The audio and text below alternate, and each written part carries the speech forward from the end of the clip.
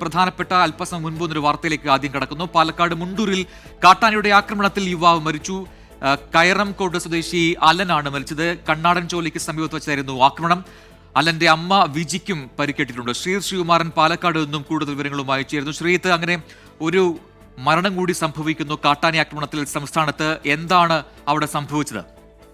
തീർച്ചയായും പ്രജിൻ, ഇന്ന് വൈകിട്ട് അമ്മയോടൊപ്പം മടങ്ങുകയായിരുന്നു. മറ്റൊരു ചടങ്ങ് കഴിഞ്ഞ് മടങ്ങുകയായിരുന്നു എന്നാണ് നമ്മൾ മനസ്സിലാക്കുന്നത്. വീട്ടിലേക്ക് പോവുകയായിരുന്നു. ഈ അലനും അമ്മയും പോകുന്ന സമയത്ത് കാട്ടാന ആക്രമിച്ചു, പുറകിലൂടെ വന്ന് ആക്രമിച്ചു എന്നാണ് ഏറ്റവും ഒടുവിൽ ലഭിക്കുന്ന വിവരം. ഈ പ്രദേശത്ത് കാട്ടാനകൾ സ്ഥിരമായി വിഹരിക്കുന്ന മേഖലയാണ്.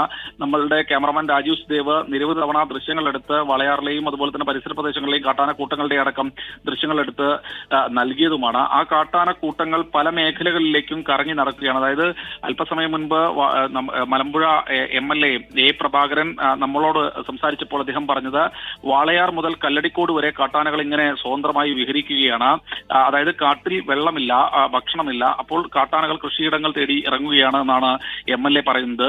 സ്വാഭാവികമായി നിരവധി തവണ ഈ ഫോറസ്റ്റ് ഉദ്യോഗസ്ഥരടക്കം ഈ പ്രദേശത്തേക്ക് വലിയ പട്രോളിംഗ് അടക്കം നടത്തിയിട്ടും കാര്യമുണ്ടായില്ല.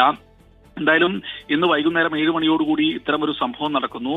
നാട്ടുകാർ ശബ്ദം കേട്ട് നാട്ടുകാർ ഓടി എത്തുമ്പോഴേക്കും ഈ അലൻ കിടന്ന് പിടയുന്നതാണ് കണ്ടതെന്നാണ് ദൃക്സാക്ഷികളടക്കം പറയുന്നത്.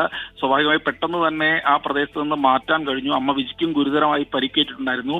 പക്ഷേ ആശുപത്രിയിലേക്ക് എത്തിക്കുന്നതിന് മുൻപ് തന്നെ ഈ അലന്റെ മരണം സംഭവിച്ചു കഴിഞ്ഞിരുന്നു എന്നാണ് ഏറ്റവും ഒടുവിൽ നാട്ടുകാരിൽ നിന്ന് നമുക്ക് ലഭിക്കുന്ന വിവരം. അമ്മ വിജിയെ തീവ്രപരിചരണ വിഭാഗത്തിൽ ജില്ലാ ആശുപത്രിയിൽ പ്രവേശിപ്പിച്ചിരിക്കുകയാണ്. അലന്റെ മൃതദേഹം ഇപ്പോൾ സൂക്ഷിച്ചിട്ടുള്ളത് പാലക്കാട് ജില്ലാ ആശുപത്രിയിലാണ്. എന്നാലും നാട്ടുകാർക്ക് വലിയ പ്രതിഷേധമുണ്ട്. വനംവകുപ്പ് ഉദ്യോഗസ്ഥരെ വിവരം അറിയിക്കും, അവർ വരും, പടക്കം പൊട്ടിക്കും, കാട്ടാനകളെ താൽക്കാലികമായി കാട് കയറ്റും. പക്ഷേ അതിനുശേഷവും വീണ്ടും കാട്ടാനകൾ ഈ മേഖലകളിലേക്ക് ഇറങ്ങുന്നു എന്ന ദുഃഖകരമായ അവസ്ഥയാണുള്ളത്.